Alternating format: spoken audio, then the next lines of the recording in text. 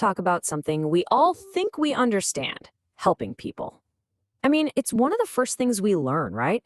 You see someone in need, you lend a hand. Seems pretty simple. But what if it's not that simple?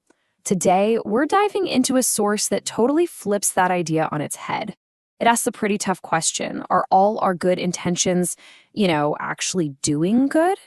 Okay, so where does this all start? Well, the author first sets the stage by looking at the world around us. And let's be honest, it's a picture we're all familiar with. The massive, overwhelming scale of need out there. I mean, the source literally calls it a sea of tears. We're talking about war, homelessness, refugees. It's just this huge landscape of what feels like endless misery. And that's the starting point for this really challenging argument. So, confronted with this sea of tears, what are we supposed to do? Well, according to the author, the very first, most important step is to figure out the difference between what they call genuine need and false need. Because in their view, not every cry for help is the same.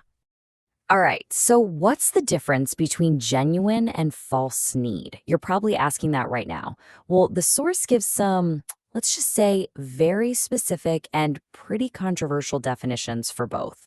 And wow, the contrast it's incredibly stark. On one hand, you've got the bashful poor person, someone who's actually embarrassed they're in need and is ready to do the work to get out of it. And then on the other side, the loudest beggar, who, and this is a direct claim from the source, isn't just lazy, but actually loves their misery.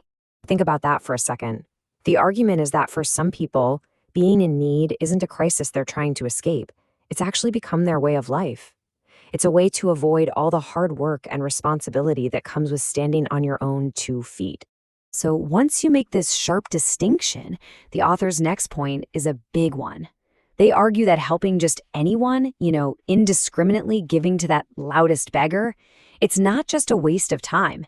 It's actually doing real harm. And this leads to a really provocative idea the author calls the guilty helper. Get this, if your help just enables someone's laziness, if it stops them from having to pull themselves together, you're not just making a mistake. You're actually becoming guilty yourself. And this is not a small thing, not at all.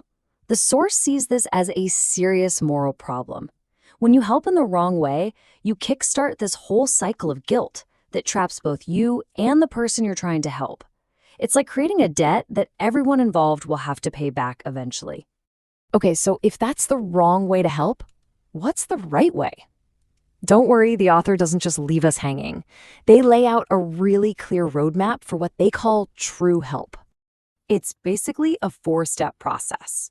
First, you have to find someone who genuinely wants to escape their situation. Then, the whole point is to help them help themselves. It's about empowerment, not creating dependency. And the last rule, which is absolutely crucial, the help has got to be temporary. Yeah, this quote really nails it. Help should always be temporary because permanent support just leads to laziness. It's supposed to be a bridge, right? Not a permanent new home that someone else built for you. The author is also super specific about one thing. Be careful with just handing out money. They argue that cash can be exactly the wrong kind of help because it might just tempt someone to feed bad habits or waste it on trivial things instead of building real strength. All right, now we're going to go a little deeper. This is where the argument gets really philosophical and honestly pretty challenging. The author takes a big step back from the how-to of help and asks the fundamental question: why is there suffering at all? On this question, why must people suffer? It's the bedrock for the author's whole spiritual framework. The answer they give is the reason why they believe in this whole true help approach we've been talking about. So the author puts 2 ideas side by side. There's the common consolation, that suffering is some kind of divine test from God. But the author's view, totally different. They flat out reject that idea and say, no, suffering is a direct consequence of your own past guilt. The thinking goes like this: a God who is love doesn't just put these horrible burdens on us. Nope. We burden ourselves with the guilt from things we've done in the past. So the weight we're carrying isn't from God, It's from our own personal history. And here it is, maybe the most radical claim in the entire text. In this worldview, no one suffers innocently. Just think about that. The author believes that eternal justice simply wouldn't allow it. So, in a way, all suffering is earned. So, why? What's the purpose of all this earned suffering? Well, the author doesn't see it as just punishment. They see it as an opportunity. It's your chance to redeem an old debt, maybe even one from a past life. It's basically a way for the spiritual scales to be balanced. Okay, that's a lot to take in. So with that whole spiritual framework as our backdrop, let's bring it all back together. What is the final takeaway from this pretty unique perspective on helping others? When you boil it all down, what the author is really doing is completely reframing what help even is. It's not just a simple act of compassion anymore, it's this deep, spiritually significant interaction. The need isn't a problem to solve, it's a consequence to be addressed. And the goal? It's not just to make someone feel better, it's to help balance a cosmic spiritual scale.